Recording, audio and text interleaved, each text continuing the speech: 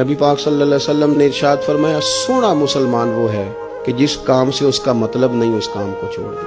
और नबी करीम सल्लल्लाहु अलैहि वसल्लम ने फरमाया, क़यामत के दिन ज्यादा गुनाह उन लोगों के होंगे जो ज्यादा फजूल बातें करते थे, उनके गुनाह ज्यादा होंगे।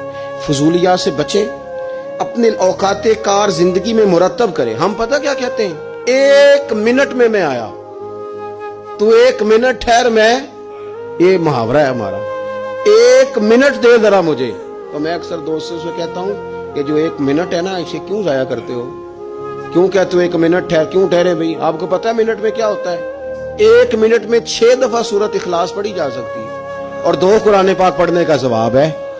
1 मिनट के अंदर 26 मरतबा कहा जा सकता है सुबहान अल्लाह व बिहम्दिही सुबहान अल्लाहिल अज़ीम। और ये वो कलिमात हैं कि नबी पाक अलैहिस्सलाम ने फरमाया, जुबान से कहने आसान है, मीज़ान अमल पर इनका बड़ा वजन है, और ये तुम्हारे रब के बड़े प्यारे जुमले हैं, अल्लाह को बड़े महबूब हैं ये कलिमात। आप देखें, सुबहान अल्लाह, अल्हम्दुलिल्लाह, अल्लाहु अकबर, ये कितनी दफा पढ़ा जा सकता है? 1 मिनट के अंदर कई दफा प्यार से माँ बाप की जियारत की जा सकती है, और जितनी बार जियारत करो पूरे हज का सवाब मिलता है। 1 मिनट के अंदर फोन उठा के किसी मरीज की इजाजत की जा सकती है।